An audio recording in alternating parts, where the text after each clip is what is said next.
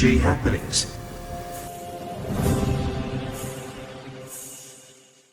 Welcome back to PNG Happenings, where we bring you real stories, real issues, and real voices from our people.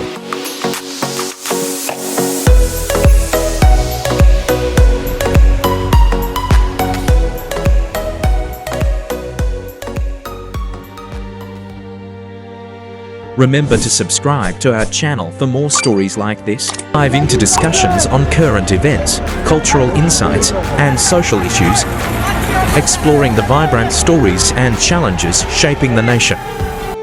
Now, firstly, we will be touching on the topic of inflation.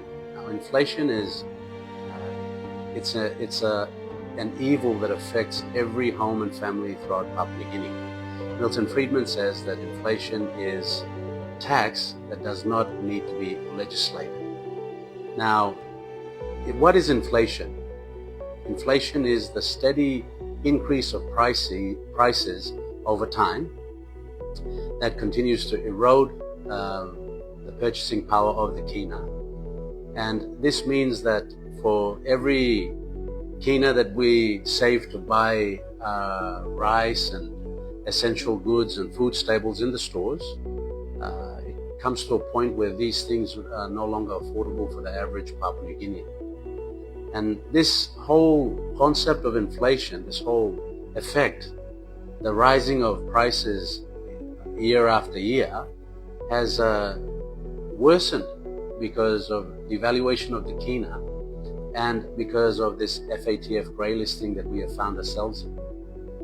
This has worsened the cost of living crisis that is affecting Papua New Guineans. Na displasambi na make him hard through lol man na meriba baim keke lo swa baim marasan lo pharmacy baim school fee lol pikinini baim air balloons ticket baim clothes lol pikinini baim rent lo house baim water bill, power bill. Slogra something and go hard because of inflation. Price blogra something will go antap too much. When we look at, when we compare inflation, back in 2019, a 20 kilo bag of rice was 45 kina, and in 2026 it is 110 kina. Now this has demonstrated a whopping increase in the price of rice, and Papua New Guinea consumes more rice than Australia. Just to put things in perspective, we consume a lot of rice, and it's one of the staple foods that we eat every day. And when you see how inflation has affected rice as a benchmark for how inflation has affected everything else, it is quite staggering the impact it has had on Papua New Guineans throughout the country.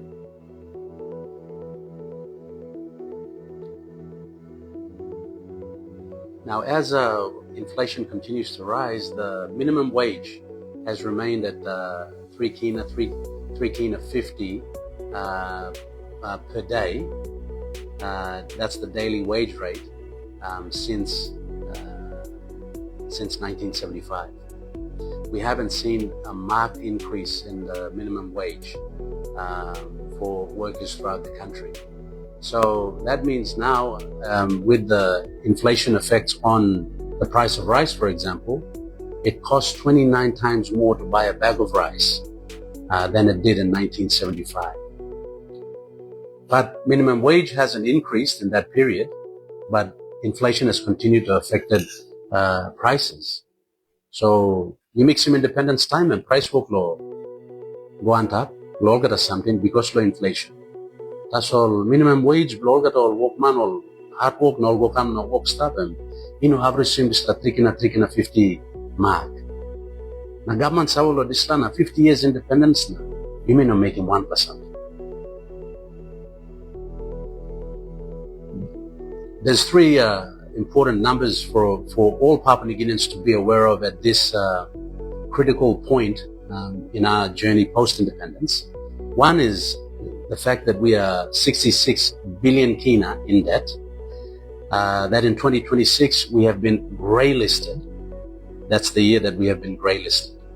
And that the kina devaluation has eroded over 40% since 2014. That's how much devaluation has weakened our local currency. And don't forget, devaluation has a direct impact on inflation. So as we erode the value of our currency, we erode the purchasing power of the kina, and we increase the cost of living crisis, we worsen it.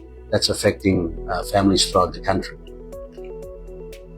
The 66 billion kina debt, it equates to over 55% of the debt to GDP ratio. That's the measure of how much debt the country is in compared to the size of the economy. So the way mi maslugim lo side lo dinao emolsen lo one kina mi making lo takis 55 toya blo disla one kina mas go back lo bekim dinao na 45 toya mi mas rolim no mi mas baim put the money go lo education, health, law and order, strong in police, strong in defense, strong in correctional services. Lug lo nal lo something kirap in agriculture. One time 45 toya ta solo one kina. Because 55 toya must go back lo bekim dinao. That's what we mean when we're saying 55% of the debt to GDP ratio. The amount of debt we've incurred compared to the size of the economy.